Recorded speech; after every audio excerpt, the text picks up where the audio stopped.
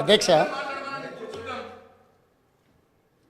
ప్రజా జీవితంలో ఉన్నప్పుడు అడుగుతాం కడుగుతాం అని చెప్పి శ్రీశ్రీ గారు ఎప్పుడో చెప్పిండ్రు. ఈరోజు మా కుటుంబము, మా పార్టీ, మా ఇష్టము అనే నియంతృత్వ పోకడలను సూచిస్తుంది. ఎందుకంటే నిరంకుశత్వం అనేది ఎక్కువ కాలము చెల్లదు, నిలబడదు. ప్రజలు నిటారుగా నిలబడి ఈ కుటుంబ పాలనకు వ్యతిరేకంగా మేము తీర్పిచ్చినామని నికార్సైన తీర్పిచ్చిన తర్వాత కూడా వాళ్ళలో మార్పు రాలేదు. కాబట్టి రేపు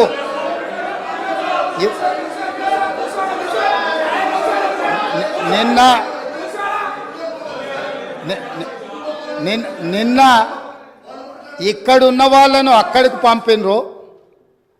ప్రజా తీర్పును గౌరవించకపోతే అక్కడున్న వాళ్ళను అక్కడికి పంపుతారు బయటికి.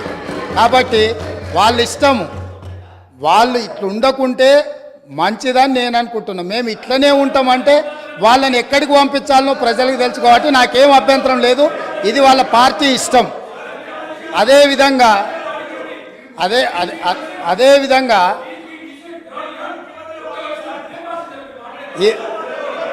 అదేవిధంగా ఈరోజు ప్రగతి భవన్ సంబంధించి అక్కడ ప్రజావాణి కోసం వచ్చిన ప్రజలు ఇస్తున్న విజ్ఞప్తులను తీసుకుంటుంటే అక్కడ ఉన్న ఇనుప కంచెలను పగలగొట్టి గడీలను బద్దలు కొట్టి ప్రజలు అక్కడికి వచ్చి ప్రజావాణి వినిపిస్తుంటే విని భరించలేని ఈ పార్టీ, ఈ కుటుంబము ఈరోజు ప్రభుత్వం మీద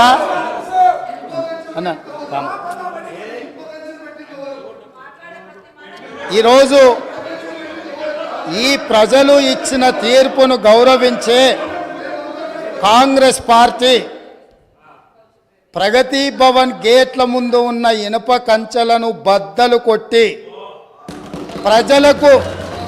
ప్రజలకు ప్రవేశమే లేదు, తెలంగాణ ప్రజల యొక్క చెమట వాసన మేము చూడము, ఇది నిషేధిత ప్రాంతమని నిషేధించిన ఆ ప్రగతి భవన్లో ఎల్బీ స్టేడియంలో మా ప్రభుత్వం ప్రమాణ స్వీకారం చేస్తున్న 1 గంట 4 నిమిషాలకు ఆ గేట్లు బద్దలు కొట్టి తెలంగాణ 4 కోట్ల ప్రజలకు ప్రవేశం కల్పించింది మా పార్టీ, మా ప్రభుత్వం.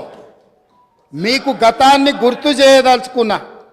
ఆనాడు హోంమంత్రి మహమూద్ అలీ గారు అక్కడికి వెళ్ళి ముఖ్యమంత్రి గారిని కలవడానికి వెళితే ఒక హోంగార్డు మీకు అనుమతి లేదు, మీకు ప్రవేశము లేదు, మిమ్మల్ని లోనికి రానివ్వము అని చెప్పి వారిని అవమానించి ఒక హోంగార్డు హోంమంత్రిని వెనక్కి తిప్పి పంపించిన చరిత్ర పుటలలో నిక్షిప్తమై ఉన్నది.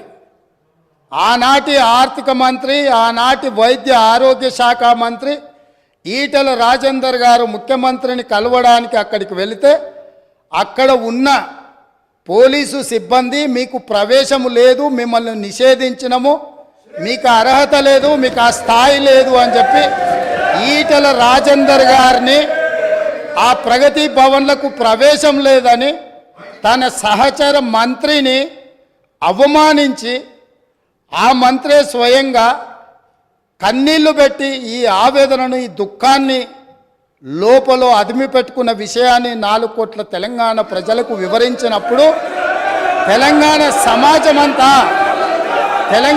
సమాజమంతా దీన్ని గమనించింది. ఇదే కాదు, ప్రజా యుద్ధ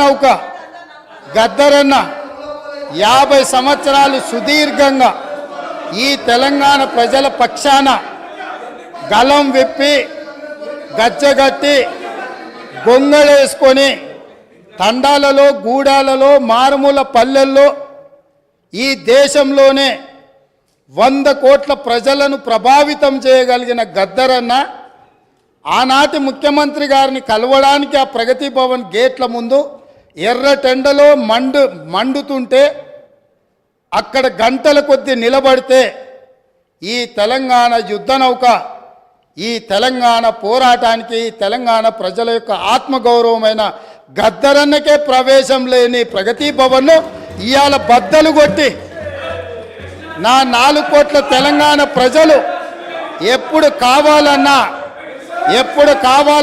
ఎక్కడికి వెళ్ళాలన్నా ఆ ప్రగతి భవన్లు గేట్లను, ఇనుప కంచెల్ని బద్దలు కొట్టిన ప్రభుత్వం మా ప్రభుత్వం, ప్రజలెన్నుకున్న ప్రభుత్వం, ప్రజా ప్రభుత్వం.